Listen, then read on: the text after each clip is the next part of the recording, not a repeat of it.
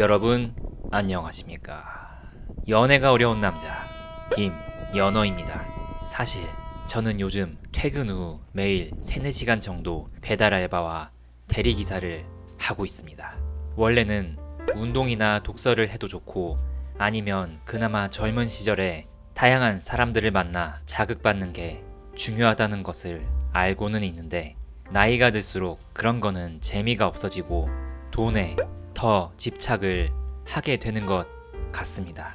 저만 그런 건지는 모르겠네요. 제가 제 삶에서 컨텐츠가 있어야 다른 사람들이 저를 찾을 텐데 삶이 무미건조하니 사람들이 저를 찾지 않고 외톨이가 되어가는 느낌입니다. 저는 원래는 되게 짠돌이었는데 요 몇 년 동안은 그래도 예전보다는 돈을 조금 더 많이 쓰면서 사람답게 살려고 노력하기는 합니다. 월급의 절반을 적금하는 상태에서 여유 자금이 많이 없으니 투자를 더 많이 공격적으로 하려면 부업을 해야 할 것 같더라고요. 그래서 요즘에는 더 열심히 알바를 하고 있습니다. 저는 15년 전인 24살 때 취직을 했고요. 당시에는 주변에 고시 준비나 의전, 로스쿨 가는 사람들이 많을 때였습니다. 하지만 저는 빠른 취직을 선택했었어요. 취직하고 몇 년 지나고 나서야 알았던 것 같습니다. 한번 회사에 들어가면 내 몸값을 올리는 게 정말 힘들구나. 처음부터 돈을 많이 버는 직업을 가졌어야 했다. 주변에 공부하는 사람들이 많을 때 같이 할 걸 그랬습니다. 어쨌든 또래보다 일찍 취업을 한 이유는 남들보다 더 빠른 경제적 자유를 누리기 위해서였습니다. 가난한 삶을 벗어나서 저와 제 미래 아내 그리고 부모님까지 행복하게 해드리고 싶었습니다. 20대의 저는 기본적으로 월급의 절반을 저축하면서 여자를 만나는 것 아니면 라면과 레토르트 음식만 먹으며 생활비를 극한으로 아끼고 투자에 굉장히 몰두했습니다. 외국인 노동자들이 많이 사는 전세 4천짜리 쓰러져가는 원룸에서 살다가 사람들이 하도 뭐라 해서 최근에야 월세 오피스텔로 옮기기도 했습니다. 이렇게 지독하게 살아서 저는 30대가 되면 경제적 자유를 달성해서 취미로 회사를 다닐 거라는 목표를 세워두고 있었습니다. 지성이면 감천이라고 저는 이렇게 열심히 살았으니 하늘에서 복을 줬으면 좋았을 텐데요. 역시 현실은 드라마와 달랐습니다. 15년 동안 한 1억 정도를 잃었고요. 제 투자 스토리를 조금 압축해서 얘기해 보겠습니다. 처음에는 우량주에 투자했었어요. 근데 수익률이 적으니 재미가 없더라고요. 그래서 단타에 맛을 들이게 되었습니다. 차트 분석에 대한 책을 여러 권 읽고 유료 강의도 2개 듣고 매매하는 프로그램도 만들었습니다. 연습 삼아 적은 돈으로 매매하니 이게 좀 되더라고요. 주식은 법칙이 있다고 생각했습니다. 참 오만한 생각이었죠. 회사에서 일하는 척하며 구석에 숨어서 매일 단타를 했었습니다. 제 법칙이 항상 맞지는 않더라고요. 크고 작은 경제 위기가 일어나서 저를 괴롭혔고 심리에 휘말리다 보니 어느새 반토막이 났습니다. 현타가 와서 그냥 놔뒀는데 네, 이제는 뭐 뻔한 얘기지만 비트코인으로 대박난 친구가 하나둘씩 보이더라고요. 호기심에 당시 유행하는 잡코인을 투자해서 한때는 원금의 5배까지 불렸었습니다.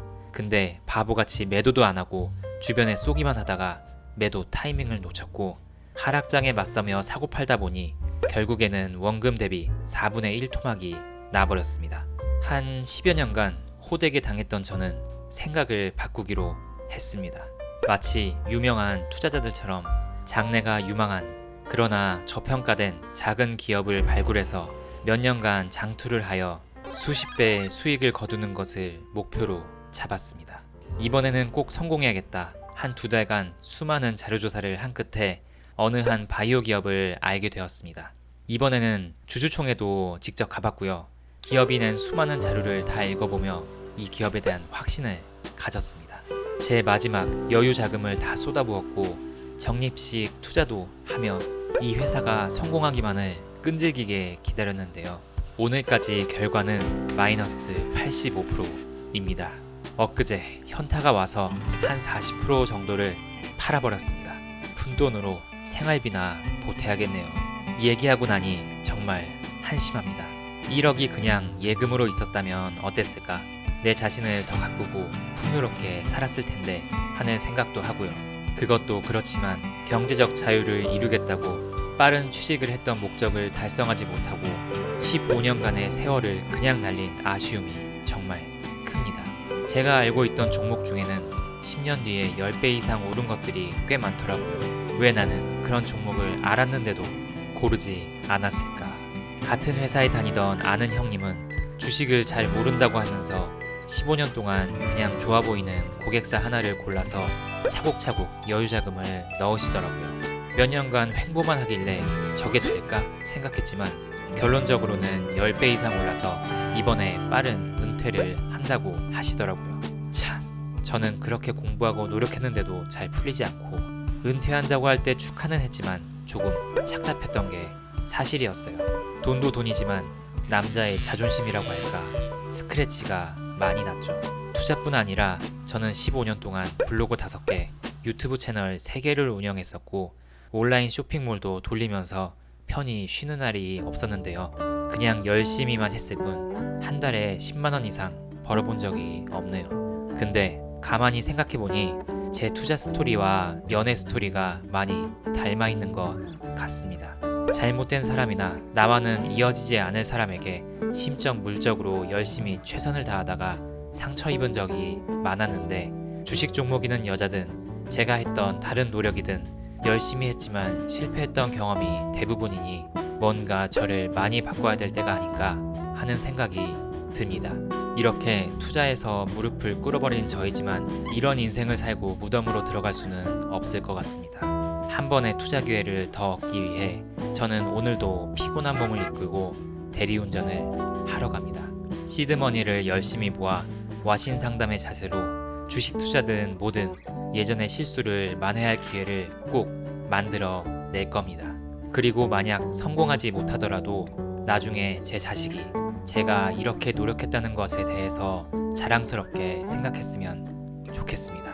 이렇게 계속 재테크에 신경 쓰다 보니 재테크에 일가견이 있던 한 여자분이 떠오르네요. 오늘도 한번 이야기를 풀어보도록 하겠습니다. 30초 중 일상 글래머예요. 포기합시다. 오늘도 평화로운 스카이피플 익명 게시판. 여자가 어떻게 생겼는지도 모르는데 글래머라는 말에 남자들은 일단 자신의 프로필을 무지성으로 보내기 시작했습니다. 리플이 달린 것만 해도 20명 정도. 저도 보냈고요. 다행히도 그 여자분이 저를 수락해 주셨더라고요. 사진으로는 굉장히 귀엽게 생기고 그야말로 엄청난 몸매를 자랑하는 분이었습니다. 약속을 잡는데 첫 만남을 자기 동네에서 하는 게 좋겠다고 말씀하시더라고요. 서로의 동네에서 보는 데이트가 좋다고 하며 이번에 보고 다음에 또 만나면 그때는 제 동네로 찾아오겠다고 하셔서 알겠다고 했습니다. 당시 저는 수원 영통 쪽에 살고 있었고요. 차를 몰고 일산에 있는 한 대형 아파트 단지로 찾아갔습니다. 도착하기 전 5분 전에 카톡을 했습니다.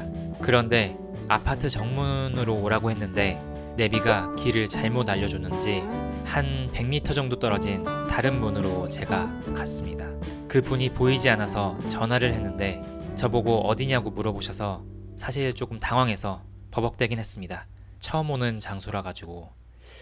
그랬더니 대뜸 답답하네. 아니, 정문 몰라요? 정문? 내비 없어요? 아니 아무리 그래도 처음 연락하는 사람인데 이렇게 화를 낼 수가 있는 건가? 저는 말문이 막혔습니다. 네이버 지도를 자세히 보고 다시 정문 쪽으로 향했는데 정말 너무 어이가 없더라고요. 차를 돌려 집으로 향하고 싶었습니다. 그냥 집으로 갈 걸 그랬어요. 정문 쪽에서 그녀를 만나 태웠는데 제 옆모습을 쓱 보더니 인사도 없이 스타벅스 가요. 길 건너편에 보이는 스타벅스를 매정하게 손으로 가리키는 그녀. 그 모습이 되게 능숙해 보였는데 스피 소개팅 남자들이 오면 항상 이렇게 하나 하는 생각을 했습니다. 스타벅스에 차를 대고 음료수 메뉴를 말한 그녀는 자리를 잡는다며 휙 돌아서서 먼저 2층으로 올라갔습니다. 지금이라도 도망갈까? 하지만 실전에 옮기지 못하고 한숨을 푹 쉬며 음료수 2개와 케이크를 구매했습니다. 그래도 그녀가 예쁘기라도 했다면 위로가 되었을 텐데 그것도 아니었습니다. 가슴은 컸습니다. 그건 맞긴 했는데 얼굴이 퉁퉁 부은 상태로 나왔더라고요. 누가 봐도 시술한 지 얼마 안 된 전형적인 성형 얼굴이었습니다. 뭐랄까 참 그냥 씁쓸했어요. 이런 사람이랑 대화가 잘 통할 리가 없지요. 제가 말하는 걸 계속 무시하고 까내리거나 단답으로 대화하거나 그러니까 대화가 하나도 안 됐습니다. 그래서 어쩔 수 없이 공통점인 어플 얘기를 꺼냈습니다. 저도 어플을 많이 했으니 유일하게 대화가 되던 게 이거였습니다. 어플 하니까 저 어떻게 하려는 사람들만 달려들더라고요. 술 마시고 모텔 가자고 하고 남자들은 원래 이래요? 연어 씨는 어떻게 생각하시나요? 저는 그 말에 공감을 해주었지만 속으로는 당신이 이런 식으로 하니까 그런 사람들이나 달려들겠지 라고 생각했던 기억이 있네요. 그래서 어떻게 생각하시냐고요? 의견이 뭔데요? 신경질적인 반응을 보이며 저에게 따지듯 의견을 물어보던 그녀. 근데 제가 그런 분위기에서 의견을 어렵게 얘기하면 그거에 대한 답은 안 하더라고요. 그러니 뭐 대화가 안 되죠. 화가 났습니다. 지친 마음으로 이상형은 뭐냐고 물어봤습니다. 재미있는 남자요. 뭐 그렇겠죠. 외적인 것이든 뭐든 그녀를 재미있게 해주는 그런 남자가 있겠죠. 제가 그런 사람이 아니라고 하더라도 수원에서 찾아온 사람을 이렇게 대하다니 다시 생각해보니 지금도 짜증이 나는 것 같습니다. 그런데 이런 사람을 제가 이번 영상에서 언급한 이유는 비트코인이 대세일 것 같아서 코인 회사로 이직했어요. 흑수저들이 재테크 제대로 안 하는 건 되짓는 거라고 생각해요. 비트코인이 미래예요. 그녀는 한 대기업에 다니다가 비트코인이 미래라는 것을 깨닫고 아무런 상관이 없는 코인 회사로 이직을 했더라고요.